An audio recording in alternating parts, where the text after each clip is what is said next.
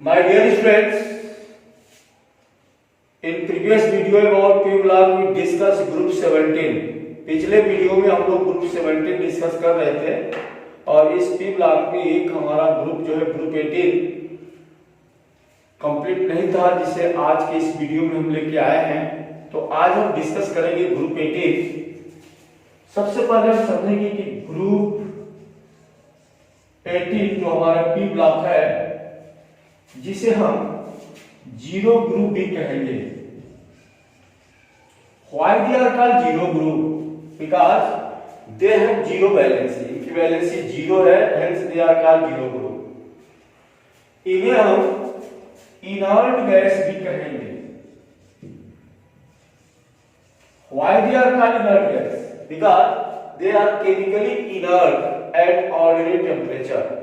हम तो ordinary temperature ही कहेंगे, क्योंकि हाई टेम्परेचर पे हम जिनान की कंपाउंड पढ़ेंगे, तो हम कहेंगे कि at ordinary temperature they are chemically inert, hence they are known as inert gas.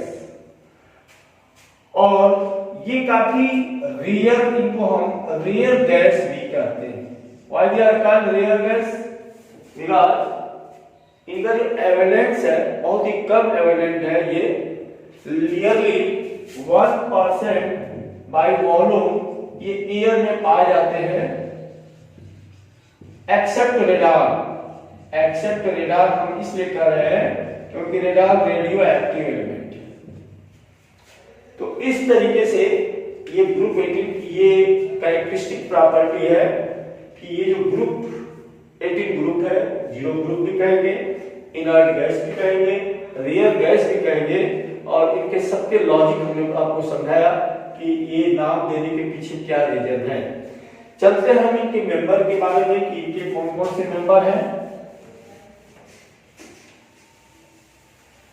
तो बेसिकली इनका जो मेंबर है हीलियम है। हालांकि हीलियम एक्सेप्शन है, जनरली ये पी ब्लॉक का इसका लास्ट इलेक्ट्रॉन यस में जा रहा है तो यस ब्लॉक होना चाहिए, बट एक्सेप्शन हीलियम है। आपका नियान है, आर्गन है, क्रिप्टॉन है, जिनान है, रेडान है। These are the member of group 18। Helium, neon, argon, krypton, xenon, radon.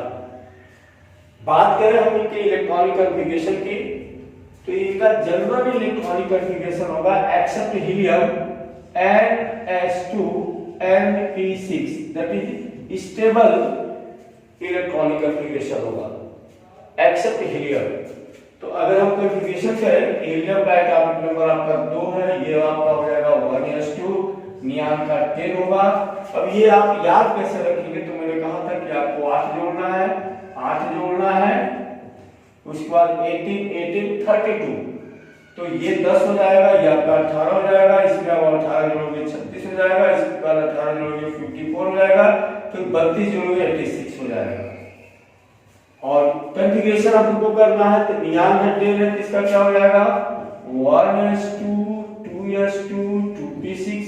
अब यहाँ पे आपका आएगा 3s2 3p6, तो 1s2 2s2 2p6 और यहाँ आपको लिखना है 3s2 3p6। क्रिप्टॉन है तो यहाँ आपको लिखना है 4s2 4p6, तो 1s2 2s2 2p6, 3 के पूरे घर भर जाएंगे, 3s2 3p6 3d10 और आपको लिखना है 4s2 4p6। जिनान है, अब यहाँ 4d10 आएगा, तो ये आपका लिखोगे 1s2 2s2 2p6 3s2 3p6 3d10 और सिमिलर आपका होगा 4s2 4p6 4d10 और लास्टली आएगा 5s2 5p6। 54 का हो गया। 86 का लिखना है सिमिलर। अब यहाँ केवल आपको 4 या 48 करना है, तो 1s2 2s2 2p6 3s2 3p6 3d10 4s2 4p6 4d10 4f14 और फिर लिखना है 5s2 5p6 5d10 और लास्टली लिखना है 6s2 6p6। तो इस तरीके से these are the electronic configuration of group 18. हम कहेंगे कि they have general electronic configuration N_S2 N_P6 where N is the number of outer shell. चलते हैं हम इनकी प्रॉपर्टी पे।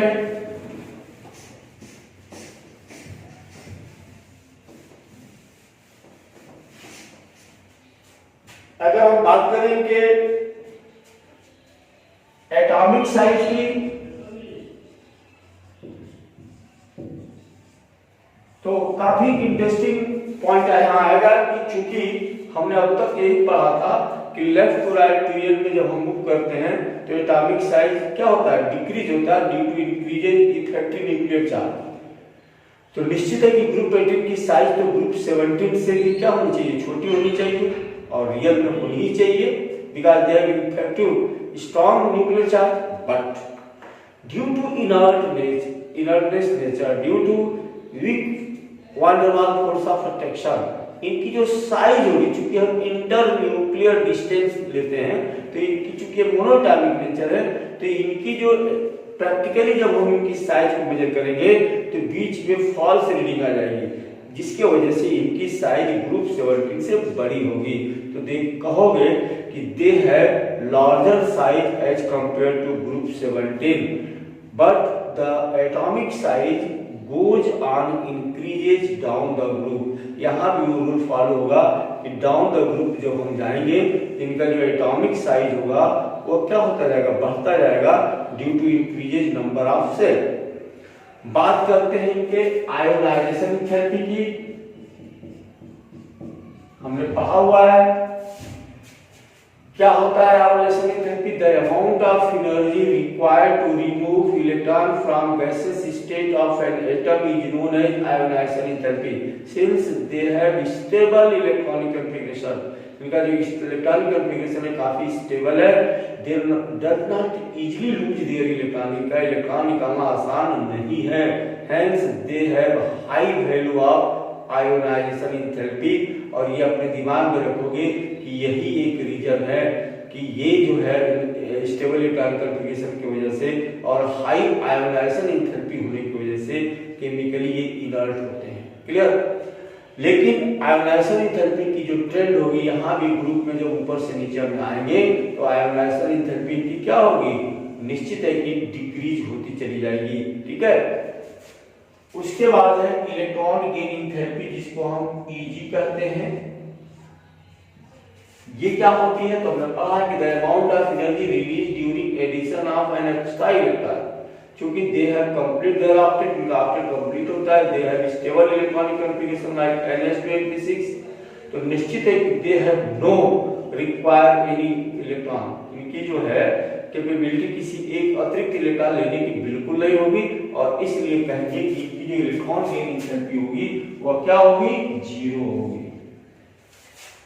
और आयोनाइजेशन थेरेपी क्या होगी, हाई, हाई नहीं वेरी हाई होगी। तो अब बात करेंगे सॉल्युबिलिटी की, तो जितने भी इनर्ट गैसेस होते हैं, अगर बात करें इनकी सॉल्युबिलिटी की, तो सॉल्युबिलिटी क्या होगी, तो वाटर में इनकी जो सॉल्युबिलिटी होगी स्प्रेमली सॉल्युबल होगी, स्लाइड सॉल्युबल, स्लाइड सॉल्युबल, और ये सॉल्युबिलिटी ऊपर से नीचे आने पे इंक्रीज होगी, इंक्रीजेज, ये याद रखो। और बात कर लेते हैं इनके फिजिकल बिहेवियर की, तो ये जितने भी इनर्ट गैसेस हैं ये कलरलेस है, कलरलेस है, ओडरलेस है, और जो सबसे बड़ी विशेषता है वो ये है कि they are monoatomic in nature and having very weak van der Waals force of attraction in between atom. तो ये जो है इनकी जो है कुछ केमिकल जो इनकी क्रियात्मक प्रॉपर्टीज है और फिजिकल विशेषता है। अब हम चलते हैं कंपाउंड पे कि क्या केमिकल रिएक्टिविटी इनकी होगी। तो अब हम लोग डिस्कशन करेंगे केमिकल रिएक्टिविटी की।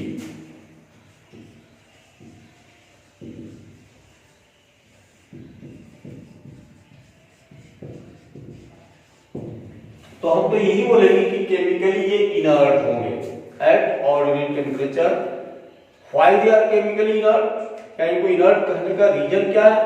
तो अभी हमने कहा कि there are main reason for their inertness. Number 1, they have complete या stable electronic configuration like NH2Mp6। पहला रीजन तो ये है इनके इनर्ट होने का। दूसरा रीजन है they have high value of ionization enthalpy. इनकी आयोनाइजेशन एंथैल्पी इतनी ज्यादा है कि we can not easily remove their electron from the atom, isolated atom. और तीसरा जो इनका जो सबसे बड़ा नेचर है वो ये है इलेक्ट्रॉन गेन एंथैल्पी इनकी जीरो होना। तो ये 3 ऐसे रीजन हैं जिसकी वजह से हम कहेंगे कि केमिकली ये इनर्ट होंगे। क्लियर? बट कहानी ट्विस्ट तब ली जब 1962 में, ध्यान दीजिएगा, 1962 में 1962 में नील बर्टलेट, ये अमेरिकन साइंटिस्ट थे, इन्होंने क्या देखा कि PtF6 दैट इज हेक्साफ्लोरोप्लेटिनम या platinum hexafluoride strong oxidizing agent है and it easily oxidize molecular oxygen to form a red color compound that is O2 plus PtF6 minus। ये जो कॉम्प्लेक्स रेड बना ये नील बर्टलेट ने सबसे पहले इस रिएक्शन को डिस्कवर किया। अब उन्होंने molecular oxygen O2 and F and xenon के बीच कंपेयर किया तो ये जान के सरप्राइज रह गए कि both have similar in many behaviour like ionization enthalpy. अगर हम बात करें आयोनाइजेशन एंथैल्पी की तो ऑक्सीजन के लिए IE की वैल्यू, जो फर्स्ट I की वैल्यू होगी फर्स्ट, ये 1175 किलोजूल होती है, जबकि जिनान के लिए 1170 किलोजूल होती है। एटॉमिक साइज की अगर बात करें, एटॉमिक साइज, तो ऑक्सीजन का 4 एंगस्ट्रॉम मॉलिक्यूलर साइज होता है और जिनान का भी नियरली 4 एंगस्ट्रॉम होता है। तो in many respect like ionization enthalpy and atomic size both molecular oxygen and xenon are very similar. तो उनके दिमाग में आया कि अगर यह रिएक्शन प्लेटिनम हेक्साफ्लोराइड का ऑक्सीजन के साथ हो रहा है तो क्या ये जिनान के साथ भी पॉसिबल है?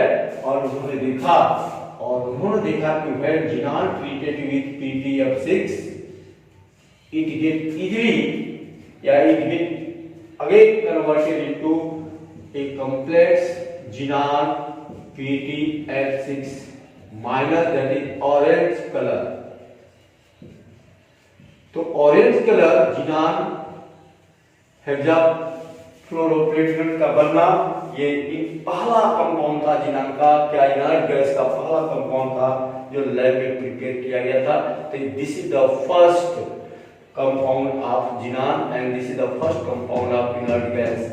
अब इसके बाद तो हम लोगों ने जिनान के लॉट ऑफ कंपाउंड बनाए, जिनान के ही नहीं क्रिप्टॉन के भी कंपाउंड बने, KrF2, रेडान के भी कंपाउंड बने। हालांकि रेडान रेडियो एक्टिव है, इसको हम ट्रेस नहीं कर सकते हैं, इसको ट्रेस करने के लिए रेडियो एक्टिव है, लेकिन टिल डेट तक अभी भी हीलियम, नियान और आर्गन के कंपाउंड नॉट नोन, ये याद रखोगे, नॉट नोन टिल टाइम।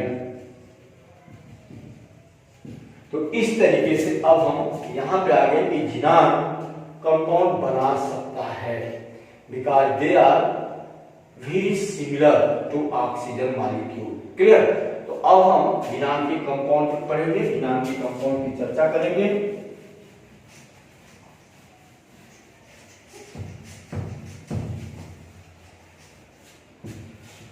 तो पहला हम लोग पढ़ेंगे जिनान का,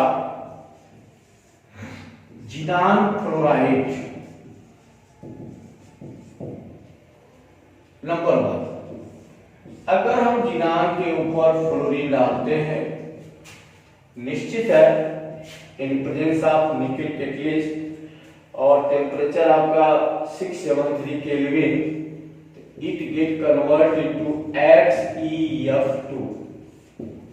अब क्वेश्चन मार्क है कि XeF2 जो कंपाउंड बना जिनान का, देखिए जिनान डाइफ्लोराइड, इसके अंदर कौन सा हाइब्रिडाइजेशन होगा। बात करेंगे हाइब्रिडाइजेशन की तो हम यहाँ जिनान लिख लेंगे। जिनान 54 होता है, हमने देखा है। इसके लास्ट सेट में आपका इलेक्ट्रॉन आ रहा है 5s2 5p6। अब हम देखेंगे कि ये जो 5s2 5p6 है, सामने 5d0 भी है। निश्चित है S में 2 है, D में 6 इलेक्ट्रॉन पेयर्ड है। अब कंपाउंड बनाने के लिए 2 अनपेयर्ड इलेक्ट्रॉन का होना जरूरी है, और ये तब होगा जब ये ऑक्सीडाइज होगा। इसको एक्साइटेड करेंगे, ये आपका ग्राउंड स्टेज हो गया। अब ये एक्साइटेड होगा, एक इलेक्ट्रॉन जंप करके यहाँ आ जाएगा और इस तरीके से यहाँ पे कौन सा हाइब्रिडाइजेशन हो जाएगा, sp3d हो जाएगा। और अब जो जिनान कंपाउंड बनाएगा, क्योंकि sp3d में शेप क्या होता है, ट्राइगोनल बाइपिरामिडल होता है, but they have linear shape. तो आपको याद रखना है कि XeF2 के अंदर कौन सा हाइब्रिडाइजेशन हो जाएगा, sp3d होगा, और शेप क्या होगा इसका, लीनियर शेप होगा। लीनियर शेप का मतलब ये आपका F, ये आपका F, और 3 लोन पेयर इलेक्ट्रॉन होंगे। तो इस 3 लोन पेयर को आप ऐसे बना सकते हो, 2 ऊपर 1 नीचे, या 2 नीचे 1 ऊपर। This is the shape of XeF2 and hybridization of XeF2। Clear. अब हम बात करें इसी जिनान के ऊपर, जब हमने अगेन एक्सेस फ्लोरीन डाला, एक्सेस फ्लोरीन जब हमने डाला 2F2, इसको हम X73 केल्विन टेम्परेचर करें, it get converted to XeF4, that is xenon tetrafluoride. अब हमको देखना है कि जिनान टेट्राफ्लोराइड का क्या शेप होगा और कौन सा हाइब्रिडाइजेशन होगा। निश्चित है कि अब यहाँ 4 अनपेयर्ड इलेक्ट्रॉन की जरूरत है, एक इलेक्ट्रॉन ये भी जंप कर जाएगा, यहाँ आ जाएगा, और अब हाइब्रिडाइजेशन हो जाएगा sp3d2। तो आप कहोगे कि xenon tetrafluoride are formed by sp3d2 hybridization. और जब ये sp3d2 हाइब्रिडाइजेशन के द्वारा बनेगा तो निश्चित है कि इसका जो शेप होगा कैसा होगा, होना तो चाहिए ऑक्टाहेड्रल। sp3d2 का शेप ऑक्टाहेड्रल होगा, लेकिन इसका शेप स्क्वायर प्लेनर होगा, लाइक दिस। और यहाँ एक लोन पेयर होगा, आप देख रहे हो कि यहाँ 2 लोन पेयर है, like this, and this is the shape of xenon tetrafluoride, 2 lone pair 4 bond pair. अब हम अगेन इसके ऊपर एक्सेस फ्लोरीन डालते हैं। निकल के की परिस्थिति में 3F2, it get converted to XeF6, that is xenon tetrafluoride. Condition है 573 केल्विन टेम्परेचर और 60 to 70 बार प्रेशर। तो निश्चित है कि जिनान टेट्राफ्लोराइड कब होगा फॉर्मेशन, जब ये भी इलेक्ट्रॉन एक्साइटेड होकर यहाँ पे आ जाए और हाइब्रिडाइजेशन हो जाएगा sp3d3। और जब sp3d3 होगा तो एक्चुअल जो sp3d3 का शेप होना चाहिए, क्या होना चाहिए, पेंटागोनल बाइपिरामिडल, लेकिन इसका जो शेप होगा वो होगा डिस्टार्टेड ऑक्टाहेड्रल। डिस्टार्टेड आपको याद रखना है, sp3d3 हाइब्रिडाइजेशन होगा और शेप होगा डिस्टार्टेड ऑक्टाहेड्रल। तो डिस्टार्टेड ऑक्टाहेड्रल का शेप कैसा होगा, ये आपका जिनान है। निश्चित है ये आपका हो गया ऑक्टाहेड्रल, और एक लोन पेयर आपका यहाँ पे इस तरीके से रहेगा, they have 1 lone pair of electron, और इस तरीके से इसका शेप होगा और हाइब्रिडेशन हो जाएगा sp3d3। ये रहा हमारा जिनान फ्लोराइड कंपाउंड।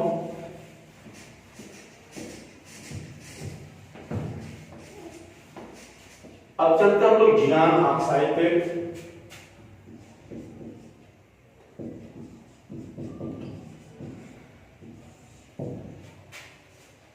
अगर हम जिनान ऑक्साइड की बात करें तो जिनान ऑक्साइड जो है, मान लो कि हमने ले लिया XeF6 और इसकी हाइड्रोलिसिस किया। निश्चित है कि अगर 3H2 लिख लेते हैं तो क्या बन जाएगा, XeO3 बनेगा और क्या निकल जाएगा, 6HF। ये जो XeO3 बना, निश्चित है कि इसके अंदर कौन सा हाइड्रेशन होगा, आपको याद रखना है इनका हाइड्रेशन और इनका शेप। तो XeO3 के अंदर हाइड्रेशन होगा आपका sp3 और शेप इनका होगा आप पिरामिडल से, ये आप याद रखोगे। पिरामिडल से जैसे अमोनिया का होता है, तो निश्चित है कि आपका जिनान है और इस तरीके से आपका O कोऑर्डिनेट बॉन्ड हो, ये आपका शेप होगा। और अगर sp3 होगा तो निश्चित है कि रिमेनिंग लोन पेयर होंगे। क्लियर? तो इस तरीके से यहाँ पे आपको याद रखना है हाइब्रिडेशन और पिरामिडल से। यही XeO3 को एक्सेस NaOH या KOH के साथ ट्रीट करते हैं तो ये कन्वर्ट हो जाता है XeO4 में, यानी XeO3 when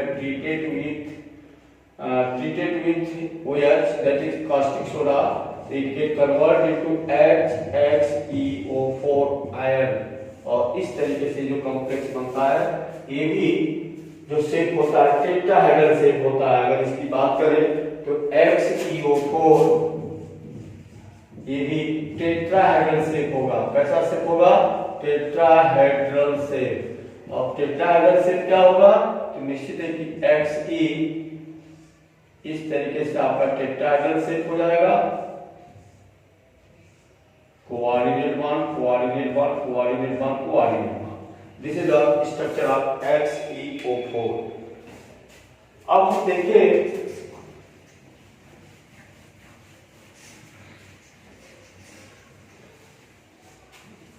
कि जब XeF4 को when XeF4 undergoes partial hydrolysis तो क्या होगा, XeF4 plus H2O। पार्शियल का मतलब 1 मालिक्यूल वाटर आप यूज करोगे, 2H2F को लेके निकल जाएंगे, क्या बन जाएगा, XeOF2 बन जाएगा और निकल जाएगा 2HF। ये जो बनेगा XeOF2, अब हमें इसका शेप पूछेगा और इसका हाइड्रेशन पूछेगा। तो याद रखोगे कि XeOF2 इसके अंदर sp3 डिहाइड्रेशन होगा और शेप इसका कैसा होगा, टी शेप स्ट्रक्चर होगा।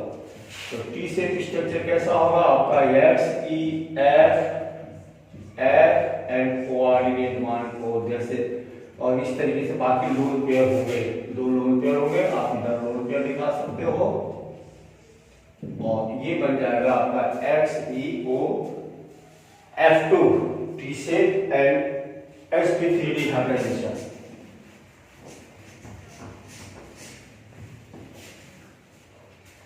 अब बात करें कि XeF6 का अगर हम पार्शियल हाइड्रोलिसिस करते हैं, XeF6 का पार्शियल हाइड्रोलिसिस करते हैं तो क्या होगा, निश्चित ही बन जाएगा XeOF4 प्लस ट्वाइस HF बन जाएगा।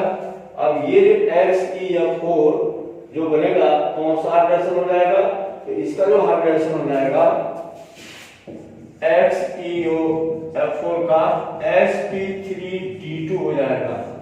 शेप कैसा होगा, स्क्वायर पिरामिडल शेप होगा। ये आप याद रखोगे, स्क्वायर पिरामिडल शेप। कैसे स्ट्रक्चर बनाओगे, XeF एंड कोऑर्डिनेट बॉन्ड हो। तो ये जो है हमने देखा कि जिनान के कंपाउंड क्यों बने। क्योंकि इसकी जो प्रॉपर्टी थी ionization enthalpy, atomic size very similar to oxygen, ये किसने नोटिस किया? तो ये फर्स्ट नोटिस किया था 1962 में नील बर्टलेट, और उसके बाद आज हम इस फील्ड में जंप किए और कई कंपाउंड हमने जिनान के बनाए, अलग अलग कंप्लीट हाइड्रोलिसिस और पार्शियल हाइड्रोलिसिस। जिनान फ्लोराइड भी बनाया हमने, क्रिप्टॉन के भी कुछ कंपाउंड बने, बट टिल टाइम तक अभी तक हमने हीलियम, नियॉन, आर्गन के कंपाउंड नहीं बना पाया। रीजन है कि हाई आयोनाइजेशन एंथैल्पी का होना, जीरो इलेक्ट्रॉन गेन एंथैल्पी का होना। अब हम बात करते हैं इनके यूजेज की। हमें मालूम है हीलियम, नियॉन, आर्गन, जिनान ये सभी इनर्ट गैस है, hence they are widely used in various purpose। Helium का यूज हम बैलून, जो इंडस्ट्रियल बैलून होते हैं उनमें हम लाइट, चूंकि इनका वेट लाइट होता है। जिनान या आर्गन या नियॉन ये जो गैस है, चूंकि इनर्ट नेचर है, इनर्ट नेचर की वजह से हम इनका कई इंडस्ट्रियल यूज करते हैं। तो इस तरीके से आज के इस मटेरियल के साथ हम लोगों का ग्रुप 18 का डिस्कशन कंप्लीट हुआ। मिलते हैं हम लोग नेक्स्ट वीडियो में अगले एक न्यू टॉपिक के साथ। Okay, thanks.